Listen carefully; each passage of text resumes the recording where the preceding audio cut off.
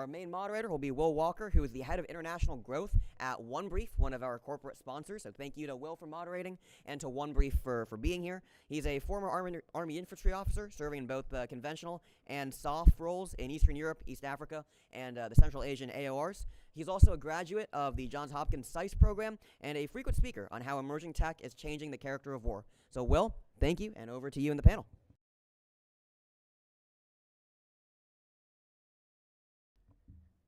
All right. Hey, good morning, everyone. And Umar, thanks for the introduction. So I'm Will Walker with Onebrief, moderating this panel today on emerging tech and threats to the homeland. So we'll discuss technology, especially those deployed flowing through South America and shaping new vulnerabilities for the U.S. homeland. The way we're going to do this panel today, we're going to go in 3 rounds. Round 1 is just going to be open and discussion, so an open question to each of our panel members. The second round, we'll go into domain deep dives based off their area of expertise, and then we'll close it out with a strategic response. We will have Q&A at the end, so feel free to jot down questions that you may have that come to you throughout the presentation, and feel free to have that Q&A as we close. But please join me first in introducing our esteemed line of panelists here. First, Dr. Evan Ellis, research professor at the U.S. Army War College, a leading expert on China's engagement in Latin America, and a frequent advisor to U.S. policymakers on regional security and influence dynamics. Second, we'd like to introduce Hunter Stiers. So Hunter served as a maritime strategist to the 78th Secretary of the Navy, CEO and founder of the Maritime Strategy Group, and his work focused on port vulnerabilities, insurgency and counterinsurgency in the South China Sea and beyond. Mr. Lino Miani. So Lino is a managing director at Aero-Eye and retired U.S. Army Special Forces officer, a leading expert in the deployment of tactical use of uncrewed aerial systems. And last, certainly not least, Mr. Adam Fife, CEO of CenCore Group and Vice Chair of 47G, works at the intersection of secure comms, data infrastructure, and operational risk. Let's give our panel a round of applause. Okay, well, first, I'd like to open it up to hear from each of you on a foundational question, and that's, what is one emerging technology or trend in South America that presents a direct or perhaps an overlooked threat to the U.S. homeland? And Dr. Ellis, I would like to start with you. Thanks for the opportunity. And as we talked about, I'm going to focus most of my remarks in this panel on Chinese activity in Latin America. And I want to go back to the previous General Mejia because from a security standpoint, so much of when we look at China, Latin America, it's difficult to understand. Number one, understand properly what is the nature of the threat, and also both in peacetime and wartime, and also what is the appropriate posture in terms of how DoD and the security community can contribute as part of a whole of government response. Sometimes just getting that understanding right, I think, is 3/4 of the problem. And so I want to begin with something that General Mejia said, and I think that was absolutely critical. In the peacetime component of China, Latin America, it really is 2 things. It's understanding how the combination of the erosion of our institutional capabilities in the region interacts with China looking for economic opportunities to really create situations that put at risk our ability to work with our security partners in the region, creating openings for China, and then creating specific imperatives in wartime. So to spell it out just a little bit more from what General Mejia also pointed out, understanding how in many different cases when you go to partners that because of perceived failures of democracy or corruption of institution, you get outright populist actors such as Venezuela, Nicaragua, and others that open the door to China, or you get transitional characters that are less willing to work with us and more willing to work with the Chinese. It's that combination of institutional stresses that undercuts our ability to work with partners and opens doors. But I also want to go to the thinking about the wartime dynamics, because our DoD responsibilities is thinking about how, if you're Southcom or Northcom, would you confront what could happen in the Western Hemisphere in time of conflict as part of great power competition. And we'll talk about a lot of things today, space, ports, other things. But one of the things that most troubles me, that I think gets the least attention, and I'll let my other colleagues talk about some of the technology issues, but it's what's happening close to home. It's the combination of the Chinese construction of people-to-people networks, specifically in the Caribbean, specifically in Mexico, Mexico and specifically in Central America, in conjunction with opportunities that they have from commercial presence. And so if you look at how we would have to sustain in the warfight, how we would have to deploy, when you look at some of the areas through which we would deploy, the fact that you have increasing Chinese presence in networks, commercial, but that could be used to support Chinese soft teams and other things, in places, like Grenada, in places like Antigua and Barbuda, et cetera, and some of the areas that we flow through, the ability to shut down the Panama Canal, that creates concerns, or just things like access from Mexico into the U.S. homeland through migration, or frankly the proximity of some Chinese-operated port facilities on the Mexican side, places like Tijuana, Ensenada, to Third Fleet, things like the proximity of Central America, and not just Panama, but also areas such as, for example, the presence that the Chinese are building in places like Corinto, Nicaragua, and Punta Huete, in the whole Gulf of Fonseca. And if we ever lost access to JTF Bravo, the ability to move potential materials with a non-transparent government pro-China, such as Honduras, between Atlantic and Pacific coast, with facilitated access through a dry canal corridor.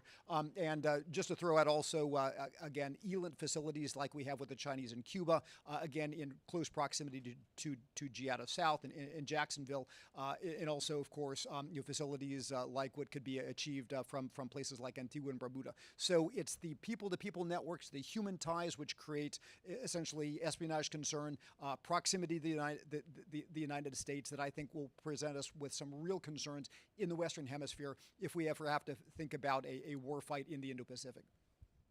Dr. Ellis, thank you. And one of the things that you mentioned was the people-to-people network, certainly, but also our concerns when we talk about fleets, ports of entries, port infrastructure, and then naval forces writ large. So I think that segues well. Hunter, I'd love to hear from you and your perspective on the emerging tech threat.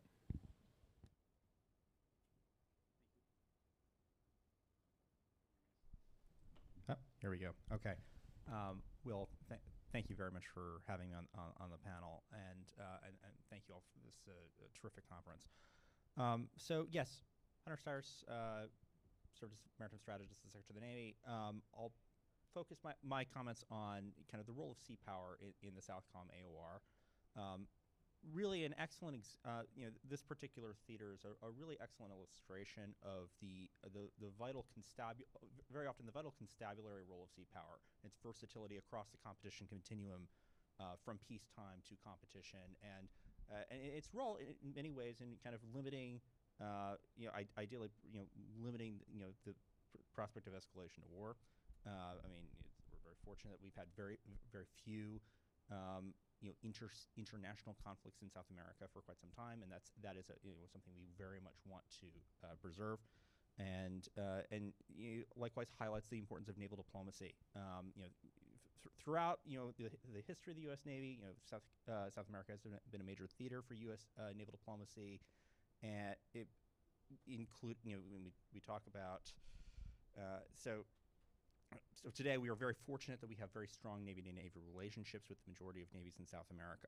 Of course, one of the challenges that we have is that the Southcom AOR is essentially an economy of force theater for the United States in particular, and our South American partners are very, very capable. Inherently, they are resource limited, and so this is one area where essentially, as we were dealing with transnational challenges such as narco trafficking, such as addressing irregular migration, and now the increasing problem of illegal, unreported, unauthorized fishing, which we'll get into more in just a moment. That is something that we are having to do with some significant resource constraints, and so when Dr. Ellis was speaking about a lot of Chinese activities in the theater. Certainly, a lot of investments in you mentioned in terms of the ELINT, the space architecture downlinks that they're looking to invest in. Another key area that you're seeing where you're seeing a lot increasing degrees of Chinese activity off South American waters is in this illegal fishing by its legal, and also just like what some of our Coast Guard experts talk about, just bad idea fishing too, by China's distant water fishing fleet. so it's important that our Coast Guard colleagues, I really like the way that they talk about this. That when we talk about illegal fishing, and we're looking to address illegal fishing, it's not about any one country. We are looking to address bad illegal behavior wherever it is, in whatever form. But I think we need to call a spade, that the worst actor in this particular domain does happen to be China. China has the largest distant water fishing fleet in the world, and what you see is how they operate in what is essentially an imperial approach, more or less, to essentially plunder the maritime bounty of other countries that lack the resources and the wherewithal to really take steps to stop them. So whether that distant water fishing fleet is crossing into the rightful exclusive economic zones of other countries, or they are sometimes undertaking malicious compliance, where you'll see the fishing fleet clustered right up to that 200 nautical mile line at the very edge of the exclusive economic zone. But of course, fish don't respect national boundaries. To really, this industrial harvesting of resources that rightfully on which local economies, coastal economies, really depend. And so that is a key area. We've had some important steps forward, especially in the Caribbean, with the establishment of Task Force 49, which is essentially taking the model that has been very successful in the Fifth Fleet area of responsibility, with a lot of uncrewed assets, and applying them to address particularly some of these transnational challenges. And then you have other steps by, for example, U.S. Coast Guard, national security cutter deployments, cooperative deployments with our South American partners, that is more focused on addressing some of the actions of the Chinese distant water fishing fleet. I'll just kind of round out my initial comments here, that as we are thinking about the distant water fishing fleet, so I spent a lot of my time, for those of you who got the Naval Institute proceedings, I have the privilege of leading the Maritime Counterinsurgency Project, which is focused primarily on the South China Sea. We should recognize that China's maritime insurgency, which is focused on undoing and seeking to overturn the rule of international law, the UN Convention on the Law of the Sea, and really this architecture centered around this longstanding principle of the freedom of the sea. Its central theater may be the South China Sea, but it is very much a global phenomenon. It is a global phenomenon in no small part because of the actions of the distant water fishing fleet. And China's desired end state is effectively free seas for me, but not for thee.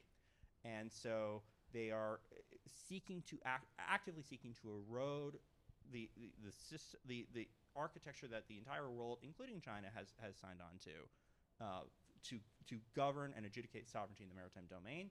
And so I think it is a perfectly reasonable interpretation. While the distant water fishing fleet and things like the maritime militia, there are some overlap. They're distinct, but there's overlap. And at the same time, they are both part of this larger strategy, which is focused on undoing the freedom of the sea and really imposing China's will on less powerful countries.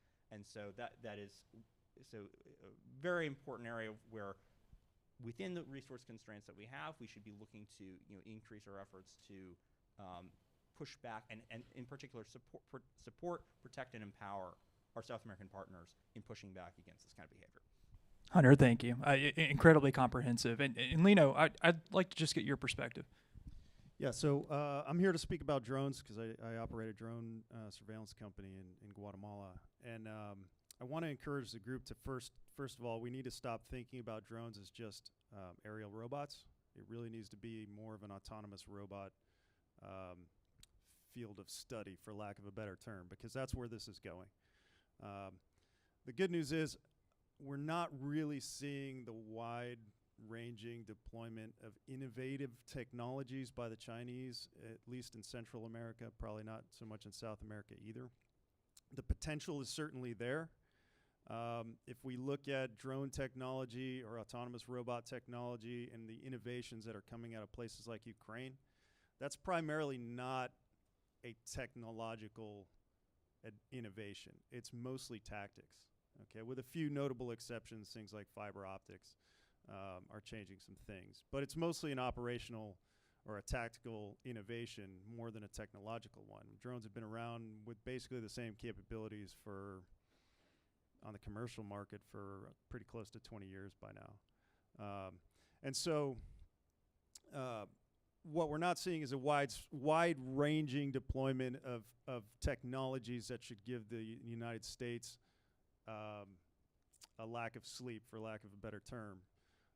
What I would say is there will be indicators that is happening. And I think the real Chinese innovation is the integration of all these sources of information. And that's what we have to look out for in the region. So if we start to see integrated databases that unify information sources from drones, from fixed surveillance cameras, from other technological sources, the Internet of Things and the 5G networks that enabled the Internet of Things, that could definitely be an indicator that the Chinese have made a decision to grow their influence through the use of technologies in a way that could be of concern to the United States. I think we need to look at which governments in the region have both the will and the means to sort of implement that kind of innovation. The list is pretty short. And the good news for us, as I kind of mentioned to General Mejia in my question, is we, as the United States, certainly have some advantages historically, culturally, and linguistically. That's an advantage that I think we need to maintain, if at all possible, because it will allow us to both prevent that kind of decision-making in host nation governments, but also allow us, if it should come to pass, to monitor and perhaps contain the threat presented by innovations like the ones I just mentioned. But technologies per se, the deployment of autonomous robots coming from China in the region is still pretty nascent. I mean, most of the drone activity that I see, again, with a few notable exceptions, is taking pictures of the neighbor, as I like to say in my drone courses. It's not an operation. It's not integrated in any way. But the potential is there, and we have to watch out for that. And there will be indicators. Lino, that's great. And I think we're all looking forward to deep diving more on what the indicators are and how we should start thinking about this now in order to best insulate ourselves. And you did mention the point about data infrastructure and comms and how that plays into UAS. And so, with that, Adam, I'd love to get your closing thoughts for round one. Yeah, I mean, these have been some incredibly comprehensive answers. I'm trying to figure out what's left to say. So, and I was trying to figure out how I could ask ChatGPT to kind of give me some pointers. So I'll hit on two quick points. For those of you that have read the book, The End of the World is Just the Beginning. It talks a lot about, as we move away from what's been a very globalized world that becomes hyper-regional, one of the things the author points out is that one of the large advantages the U.S. enjoys is the reach of its Navy. It is truly global. And he also points out that China is a ways away from being able to do that. And I think what China has done to counteract that is they have done what all these panelists have pointed out previously, is they have invested very heavily in the critical infrastructure that allows them to control, key points of entry, that allows them to, while they don't control the shipping lanes, they will be able to control how those goods are moved transnationally in a lot of ways outside of these maritime borders. And they do a lot of that. You combine that with what they're doing, understanding that Central and South America, including Mexico, they are working very hard to modernize and push their critical infrastructure, telco especially, to bring it up to speed, to bring the 5G in, because they understand all of the economic advantages that come with that. And what the Chinese very, very effectively do, and I call it debt trap diplomacy, is they will, within 6 to 12 months, provide the funding necessary for these countries to very aggressively push forward from a technological standpoint. And they 6 to 12 months, not unheard of for multi-billion-dollar loans. The U.S., we're 24 to 36 months in a best-case scenario, and it's a heavily conditioned loan. China will give it up and say, there's three conditions, right? So it allows them to move very fast. And when you think about all the implications about, one, when the Chinese are funding your critical infrastructure growth, And not only are they funding it, part of the deals oftentimes include, but you will buy all these different pieces of Chinese technology that will enable this critical infrastructure. There is incredible risk long-term from a conflict perspective when your adversary not only controls but basically owns a lot of that critical infrastructure. The cyber risk is not insignificant. If that was the thing for me that I would look at, that I think that presents some real risk long-term. Adam, that's incredible, and I think that rounds us out for round one. But I'd really like to go straight into round two, and actually really right back to Adam, and because you brought up a really important point about state-owned enterprises, specifically the PRC and their effects in South America. And this isn't the first AOR that we've seen this sort of influence. I mean, PRC construction of the African Union and the African continent, and what that meant from a comms collection and data collection perspective, or at least their aim. But I think the challenge is, as we talk government, private, regional partners, I'd really like to get your opinion on, for Chinese state-owned enterprises, when is this just kind of routine and a country doing business, and then when is it coercive? Or is the line between those things very hard to discern? So we'd love to get your thoughts, Adam, and then crosstalk from the panelists. So I would say that initially it's not coercive. I mean, if you look at the way that they very effectively penetrated, the African continent, and God bless the Chinese and the PRC. They are not subtle in what they do and how they go about doing things. I mean, they literally publish their playbook. It's not we're going to kind of quietly come in here and do this and all of a sudden, oh wow, here we are. It is, we're here. And not only are they there, right? When they build these critical infrastructure projects, it's not bid out to local companies to implement and do the work. They bring the workforce with them, and then that workforce stays. And so, I would argue that in every way, shape, and form, the quote-unquote private industry of China works in lockstep with the PRC, and that strategy is coordinated at the highest levels and implemented all the way down to the. It is a command and control environment, and very little is done on any continent, especially South America right now, from a critical infrastructure perspective, that is not in line and approved and basically funded by the PRC. And Dr. Ellis, looks like you may have some follow-up thoughts. No, absolutely, and I think this is critically important also when we do our DoD and other messaging. I would call it coercion with Chinese characteristics, because the Chinese rarely threaten in the Western sense. The Chinese make it clear that if you do something, there will be an economic cost, there will be other costs. I remember when Guyana a couple of years ago with their Foreign Minister Hugh Todd that I'd worked with, dared to allow Taiwan to open up a commercial representative office.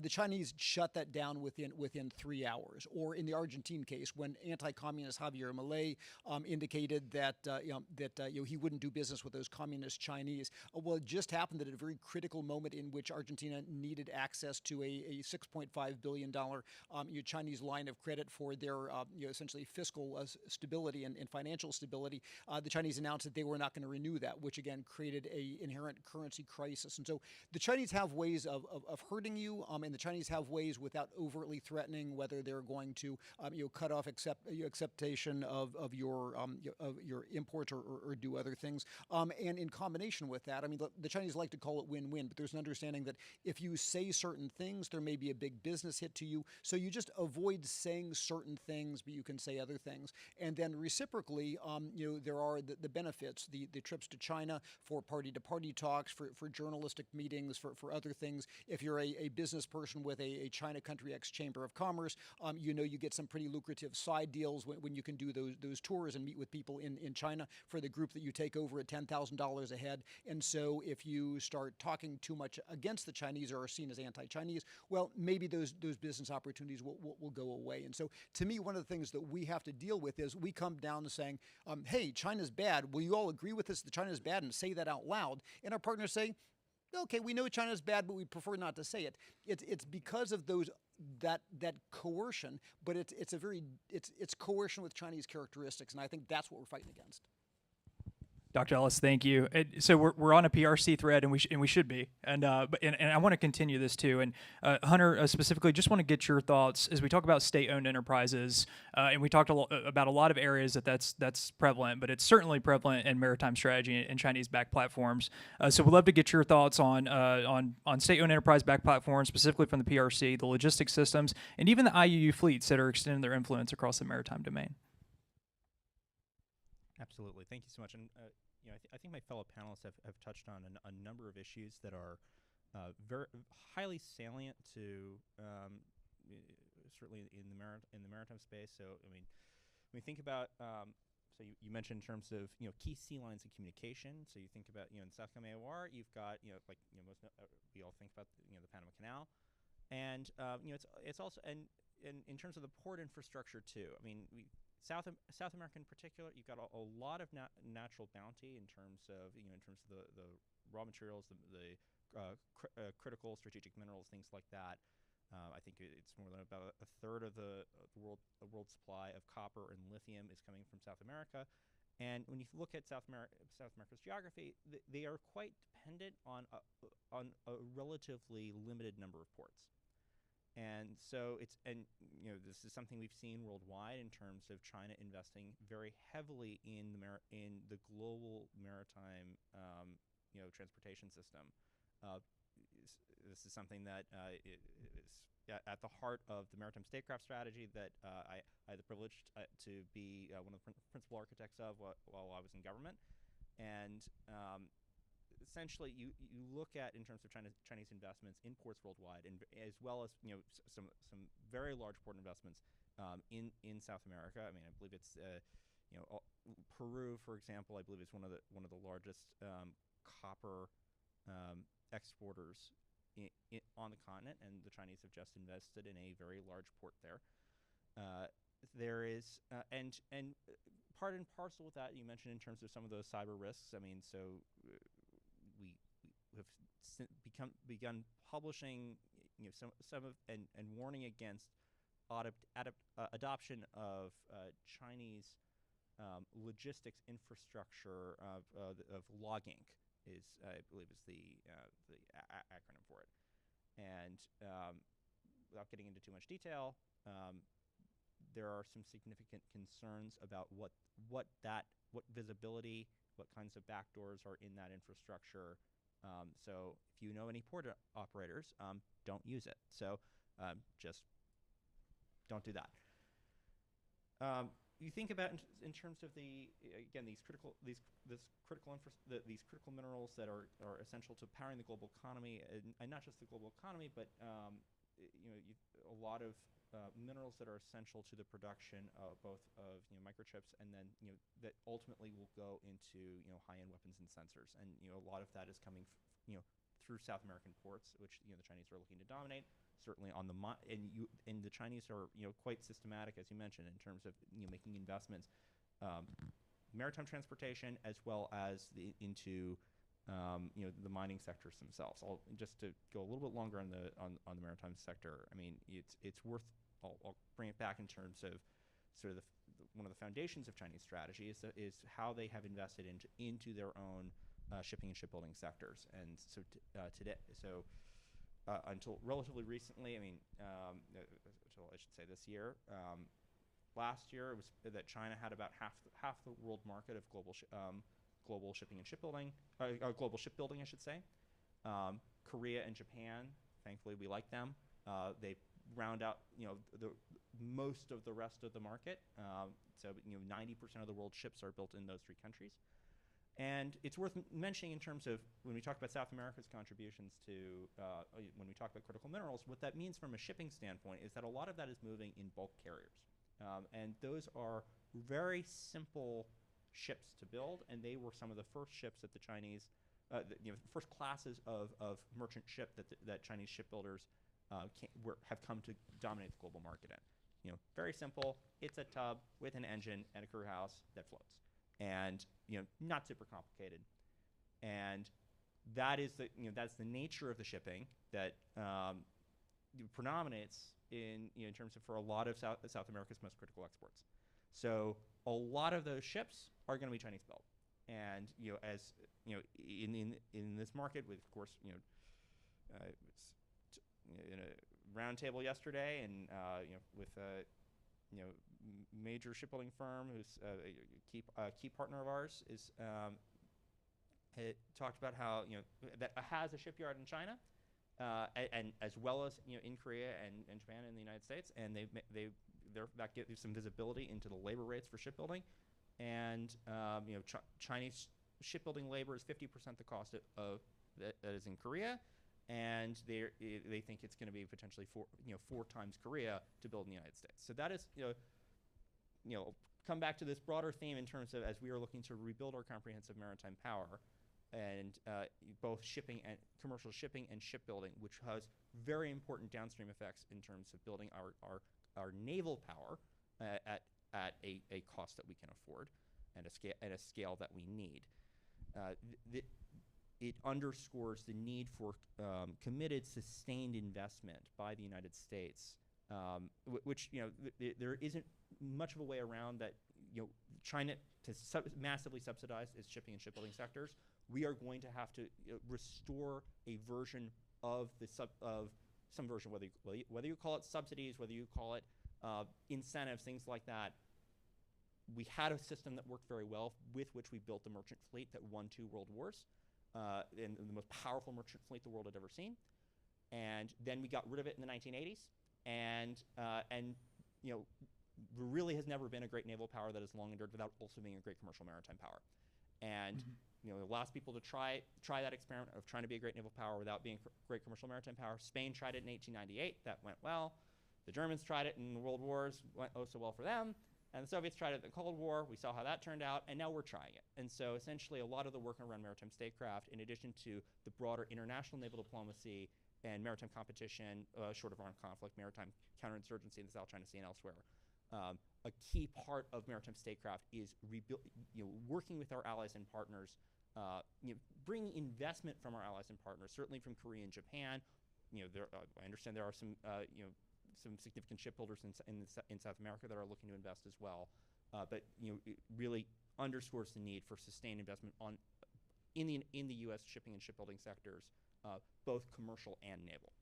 Hunter, absolutely beautiful, and I think that kind of rounds us out on the different things that we're seeing from an industrial capacity. I want to go back to a topic that Lino brought up earlier, and I thought it was really salient. And Lino, you talked about how with drones we may be seeing a tactical revolution. It's unsure yet if we're seeing a technological revolution, and so whenever we think about drones in Ukraine, or FPV drones being used by violent extremist organizations in East Africa or whatever it may be, what are we seeing in South America? What are we seeing in drone technology, and how do we, I guess, best prepare ourselves and insulate ourselves as that transitions from a tactical revolution to a technological revolution? Well, we're seeing some of criminal organizations picking up some tactics that they've observed. I don't want to say they've learned it in Ukraine, but they've observed in places like Ukraine and northern Iraq. It's still very basic. I mean, they're doing grenade drops, if in terms of attack. And very little of that. I mean, probably the one exception that I can think off the top of my head was the attempted assassination of Nicolas Maduro several years ago. That was a lot more sophisticated. But by and large, we are seeing a sort of an attempt maybe to emulate some things that they've seen occurring in Ukraine. That said, it's not fundamentally changing warfare. I know that there's a lot of energy about that, and we could probably get into a big debate about whether or not drones are revolutionizing the war in Ukraine and whatnot. They're not going to win the war in Ukraine, and nor is it fundamentally going to change the security situation in Latin America, because they've learned how to, instead of drop a grenade, smash an FPV drone into the side of an objective. Those things are important. They will cause damage. They will be of concern, but it's not fundamentally going to change the security situation.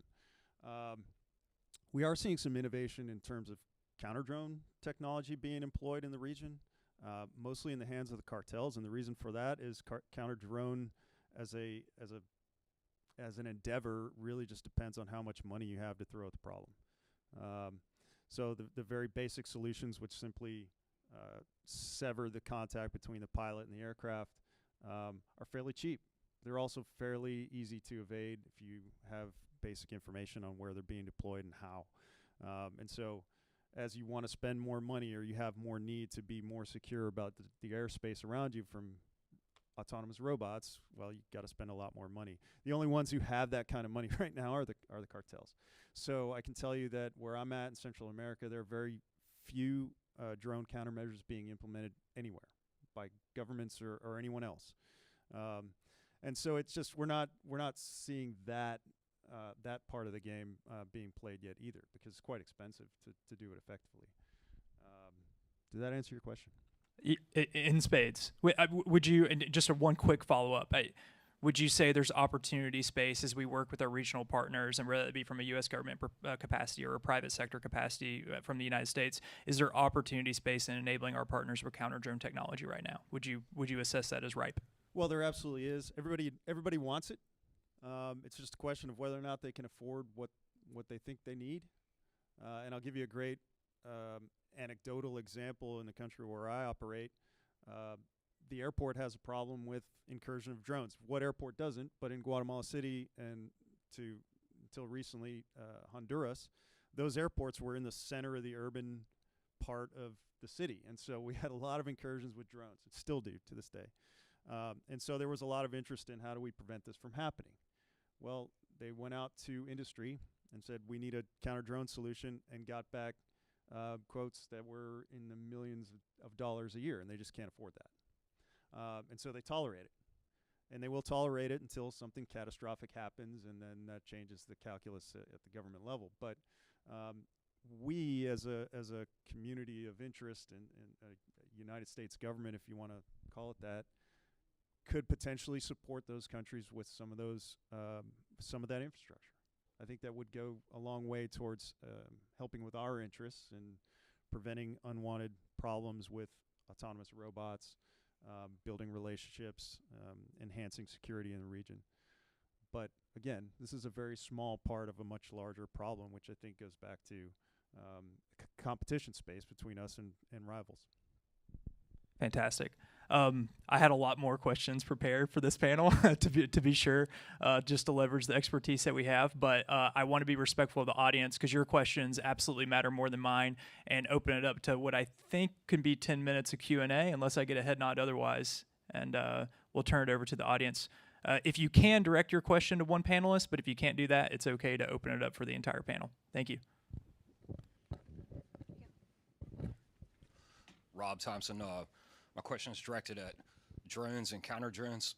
My family's sort of been flying drones for 80-some years. One of the problems and issues that I see with China and the way we look at the problem is actually hardly anybody's been over there. And so I went over there in 2018 against many people who said, don't do that. And they showed me everything. They will. Dude, by the way. Yeah. And so I went to all their factories that manufacture all the drones, all the counter drones. They showed me how they use them tactically. Their methodology is to just bait you into an area and then bleed you out electronically. And going back to what you said earlier, the Chinese told me specifically that their biggest customer was South America. And so they were selling a Sequoia or an F-150 or a Humvee retrofit for a counter-drone solution, $250,000, 128 channels allocation, 1 million targets, 40,000 active. A guy rides down the street and he can point the directional antenna at any building he wants and render it useless. I told all the generals in OSD, this is our biggest problem. They're selling them to South America. And then you tell me this stuff, and I'm like, nah, that makes no sense, because they're selling $5,000 backpacks that with 3 of them I can eliminate any police station in America, radio tower, any communication thing, turn them on and off. You'll have to find them physically with your eyeballs to get these things away. What I want to ask you is how are these countries preparing in a way not using the U.S.? Because the U.S. doesn't have their act together, in my opinion, to make this equipment. The Chinese, they showed me underneath the Komodo with this stuff. It's a couple $100 in electronics. The reason we don't want to develop it is because a lot of people's corporations sitting in this room. And I can sort of say that because I've been working the problem for a decade.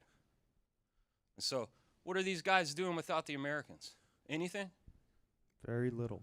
There you go. I mean, very little. So you guys are telling us we need to defend Colombia. So if we're not doing nothing, then how's it going to get done? I think what you've described to us is more than a counter drone issue. It sounds like a counter communications issue more broadly. And so very little happening in the counter drone space specifically. And I don't know that much about the counter comms space writ large. Yeah, the electronic warfare, to put a doctrinal term on it. I can tell you this, where I operate primarily in Central America, there's almost nothing being done to protect those networks outside the commercial area, the commercial space. What governments are doing, virtually nothing that I can see.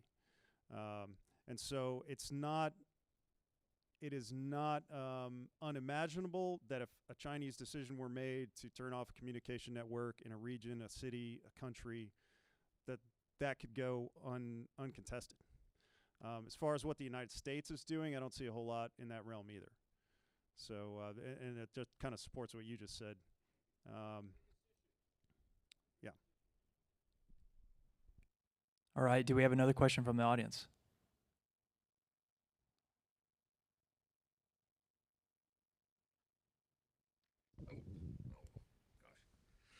Getting old here.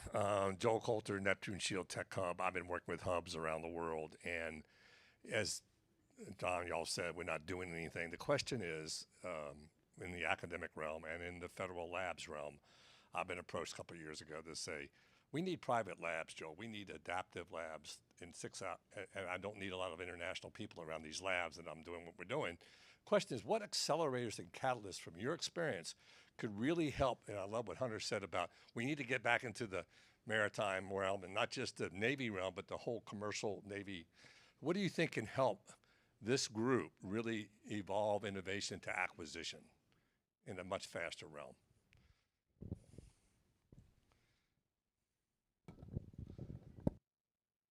I got to think about that. That's yeah. That is the what is it? What is it now? $800 billion question at this point, or no? We have $1 trillion. You might be at trillions, yeah. Yeah. So it depends on which domain you're referring to. So certainly, I think there's a lot of work that's happening in terms of, especially both at the smaller scale and then in terms of things like middle tier of acquisition that is focused on trying to accelerate smaller things in smaller uncrewed systems. I'll let my fellow panelists address that. Certainly in terms of in terms of some of I'll talk a bit about our efforts in terms of the maritime domain. So the central premise of the maritime statecraft strategy is how can we? So we went away from having a commercial maritime industry in this country in the 80s, which was, I think we can all agree, that was not a good move. And then the other thing that we did about the same time was we basically allowed, after we won the Cold War renders what seemed to be a pretty decisive verdict that capitalism is better than communism, and capitalism is about competition, which is sort of getting to your point about in terms of rapid innovation, and that competition of ideas tends to work out better. And then, as soon as we won the Cold War, we systematically engineered all the competition out of the defense procurement system. So nowadays we have, in terms of in our shipbuilding, just to talk about shipbuilding here, we talk about we have 2 major shipbuilders in the country, and it was in this conversation someone described it as a duopoly. It's not a duopoly. It is a series of class by class. They're monopolies. There are only 2 classes of ship where we have more than one builder, and that's for destroyers and attack submarines, where we have 2. So, and the other component is that you look at in terms of what our allies abroad in South Korea and Japan, in terms of the technology that they have successfully developed and put into their shipyards, just in terms of good old-fashioned industrial process engineering. They're decades ahead of us, actually. And so the essential idea here was, so we have a lot of really good reasons why we don't outsource U.S. government shipbuilding overseas. Between technical security reasons, there's the geostrategic reason, which is, when you're not even talking about the medium-range missiles that the Chinese have, you're like when it's the short-range missiles, literally their most plentiful class of weapon, And my mentor at the Naval War College, Jim Holmes, likes to say commercial competition is different from military competition in that Ford is not trying to blow up Toyota's factory. And the space of the global shipbuilding industry, 90% of the world's ships are built between China, Korea, and Japan. That is literally not true. You have one of those competitors that has a very large arsenal of weapons, and they would love to blow up their competitors if given the chance. And so there are a lot of really good reasons, these being just a few of them, why it's important for us to basically bring same logic as drove the Mulberry Harbors at D-Day. Back then it was, if we cannot capture a port, we must take one with us. Here, if we cannot outsource for our world-class shipbuilding friends and allies, we must bring our world-class shipbuilding friends and allies to us. And so just hit a couple highlights, and then I'll turn it back over.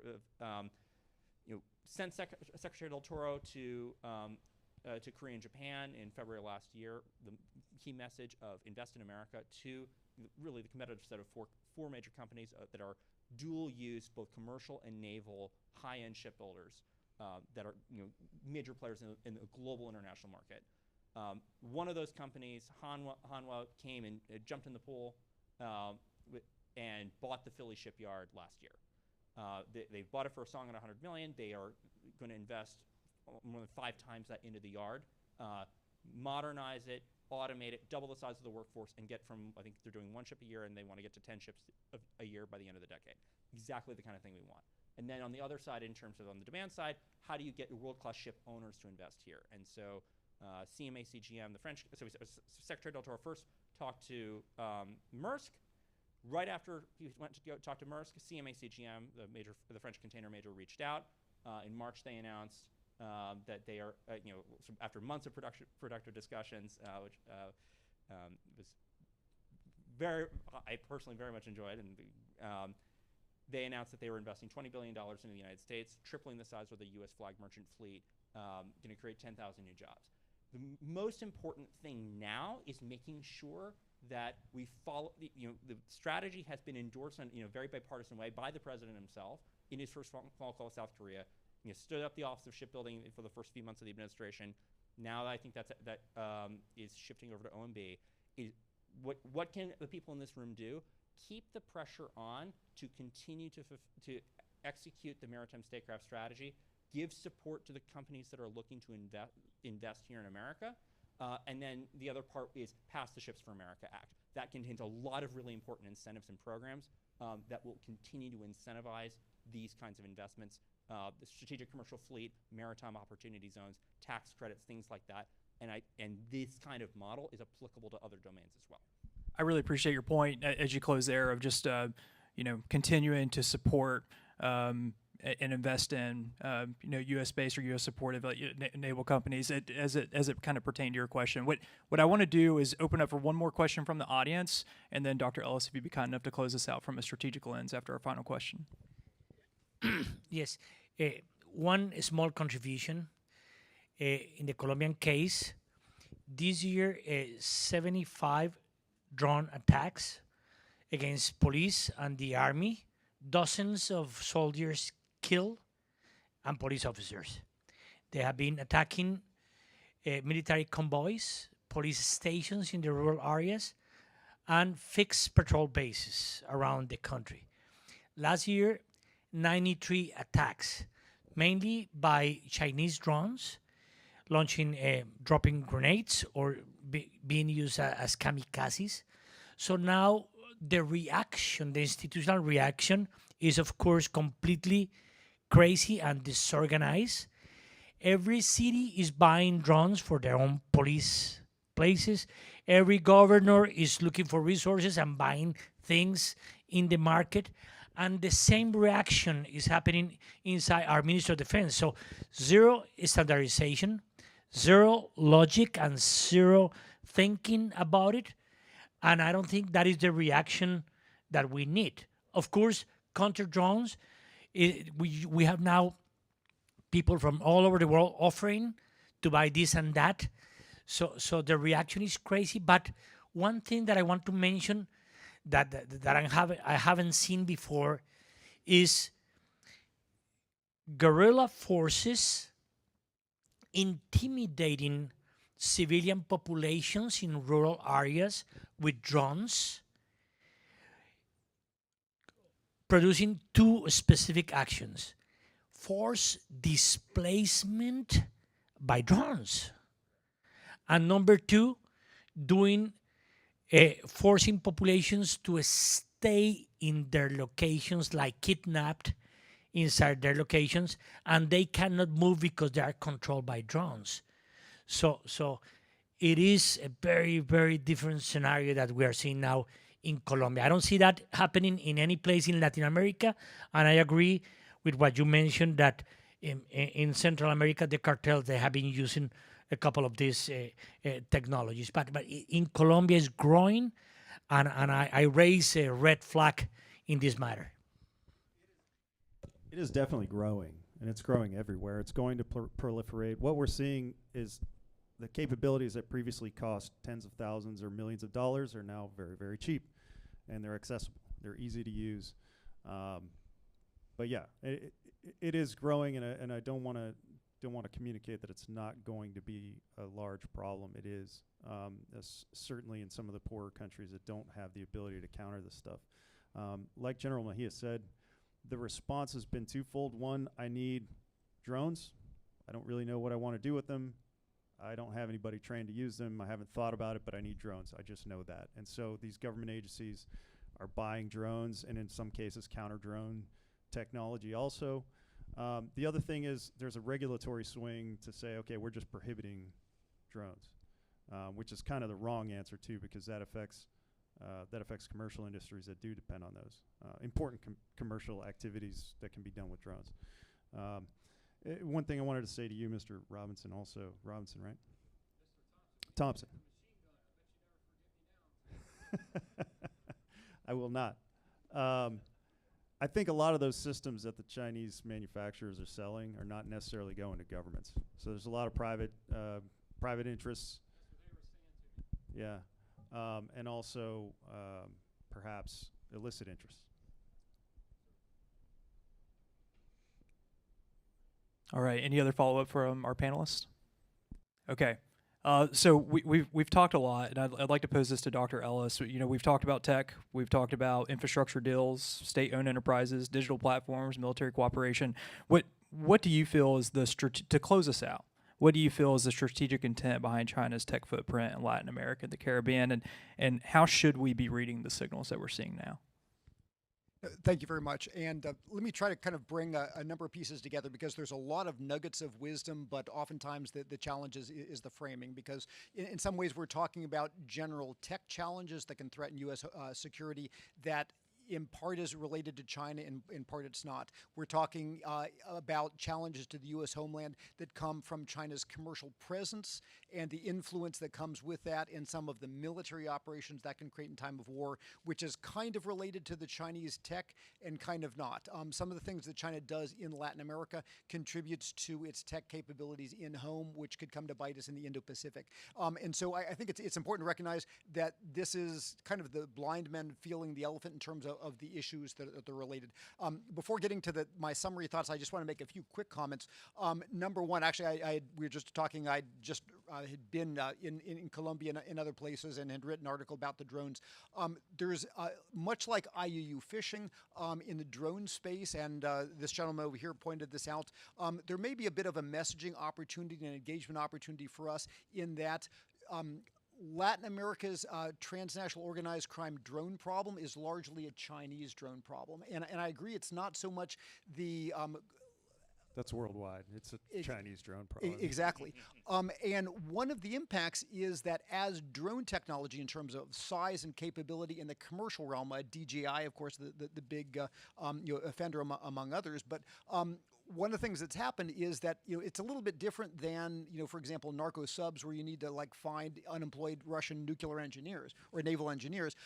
In that the commercial technology is getting so easy that the level of knowledge that if you're a DTO that you need to buy something off the shelf and adopt it, to drop delivery versus drop a grenade, the advance in technology thanks to China makes it easier and easier for the cartels and others to adapt these for observation, for sensors, for weaponization, for transport, for a lot of other things. And they have examples like you get in Ukraine to see that. But that may create some messaging opportunities for us. And the other thing, just to again, I work for the Army, so I hope I don't want to offend a naval audience here. But I remember when I was doing Revolution Military Affairs in the 1990s, and we were talking about the need to streamline acquisition processes and things like this. I'm skeptical at some of our responses of whether we can streamline our way out of the problem that we currently have with the situation that we face with Chinese naval manufacturing. So, sometimes the question is, do you really want to invest resources in something where you recognize you're at an inherent disadvantage? So I just threw that out there to be a little bit contrarian. But I wanted to kind of go back to this idea of the threat of, or the challenge from China in Latin America. And I'll try not to go too long here. But number one, for me, the key thing that we often misunderstand in our messaging and diagnosis, for me, and I followed this for about 22 years, I do not see a nefarious Chinese military master plan to take over Latin America in the world. However, what I see is something that in some ways is worse and even more challenging for us. But what I see is, first of all, you have Chinese companies in the interest of obtaining security of supply and obtaining access to markets that are out there trying to capture markets that are especially prioritized industries like the digital new energy sectors and things like that. And oh, by the way, they're trying to leverage vertical and horizontal monopolies, cooperating with each other to capture as much of the value added as possible, leveraging logistics access, leveraging cooperation between suppliers and things like that. And then what is the Chinese state doing? Obviously, they are encouraging their Chinese is repositories of values, especially the SOEs, but also they are strategically supporting and deconflicting with an ideal, with looking for not only the commercial opportunities that they want to create, but also other opportunities in terms of political and military things. And so, one of the things that you see is that, yes, they are trying to facilitate the advance of their companies. They're shaping the strategic environment. They're trying to make it difficult for different actors to speak bad of the Chinese state, but also Chinese companies. They're trying to protect Chinese companies. They're trying to shape the multilateral space. They're trying to work even at the local level as well. But also, as that commercial presence advance, and there are now, in the past 2 decades, well over 700 different major Chinese commercial ventures throughout the region. You have well over $500 billion in bilateral trade. And it's not just about the trade. It's about everyone thinking about what they have to gain or what they have to lose if they speak out too much against the Chinese.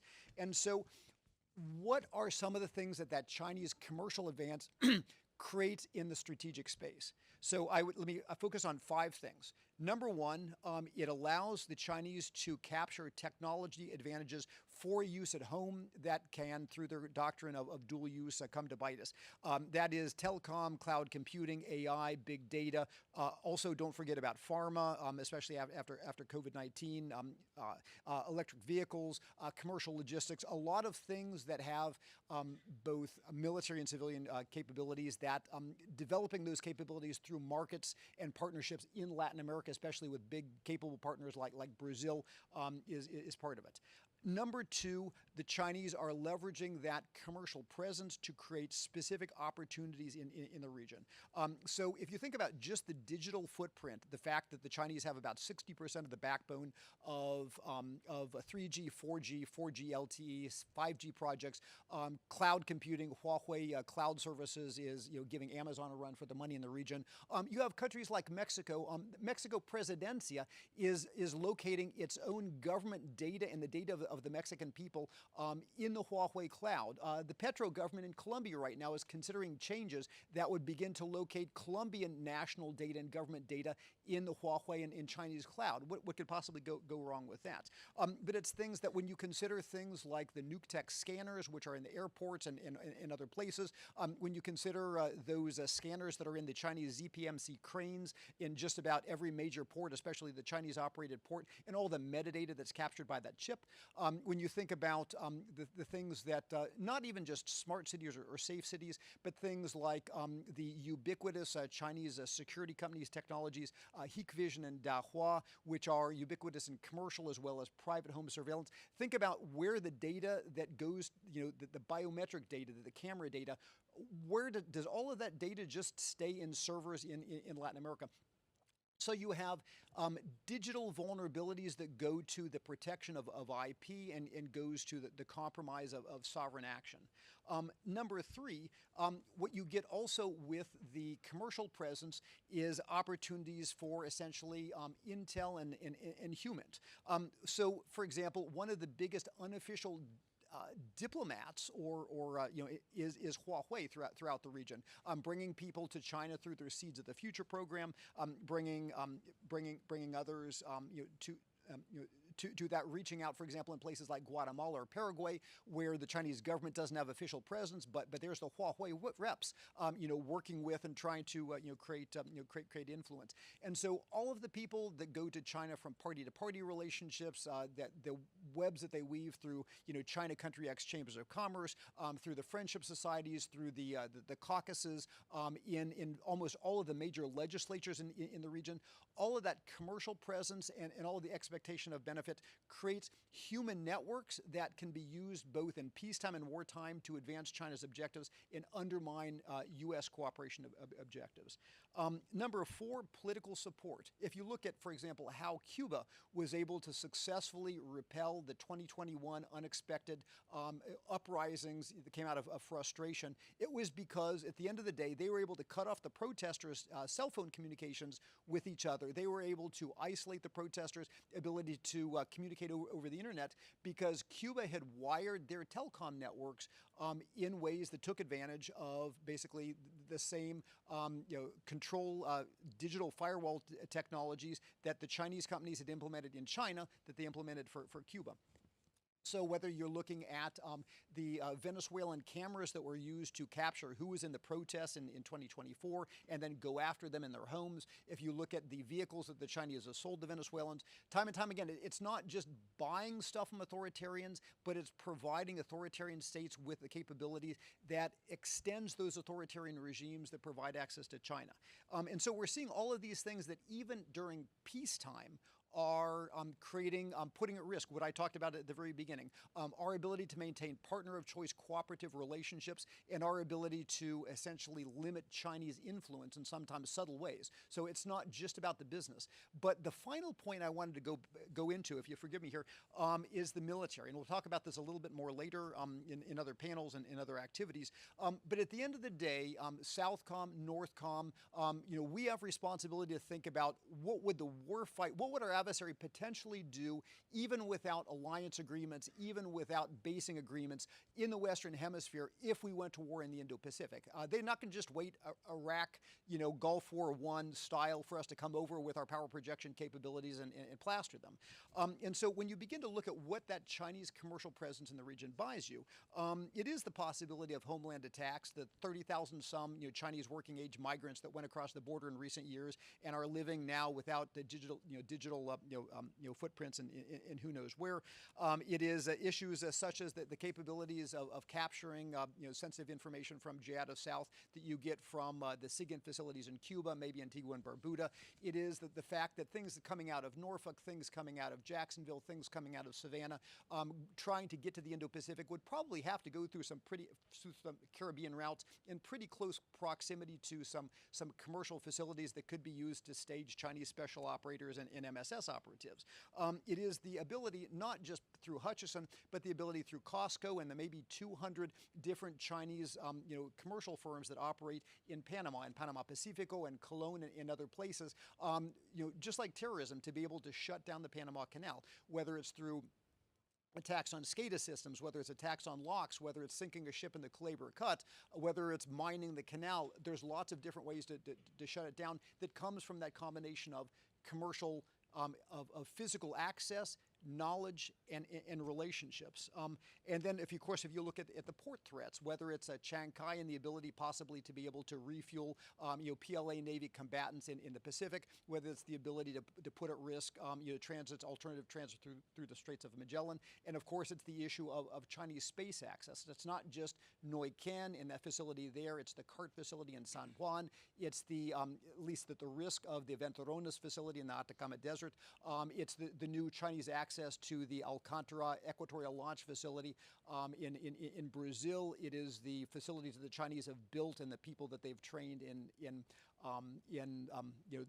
the two sites in Venezuela and the two sites in Bolivia. So at the end of the day, the Chinese ability to have access to Western Hemisphere space that can create some very real problems in the Indo-Pacific in terms of the ability to spot, track, blind our satellites, and perhaps even to put up capabilities to support Chinese offensive capabilities, things like the enabling through telemetry of the fractional orbital bombardment system that Chinese successfully developed in 2021. So my point about all this is you say, well, why does this commercial Chinese presence in the Western Hemisphere matter? So as I try to show, it matters through influence, it matters through, but it also matters that if we ever have a war fight, the folks in Indo-PACOM that assume that the Western Hemisphere is a sanctuary and all those tip-fit flows are going to come without problems and the homeland is a sanctuary, and at the same time, the Southcom folks who think, well, this is just the land of drugs and thugs, whatever happens here, that just commercial engagement creates a lot of problems that we need to address as a DoD security community. So I'll stop with that. Thank you very much. All right. Just to all four of our panelists, absolute masterclass on behalf of IWI. We're extremely grateful. And please join me in a round of applause for our panel.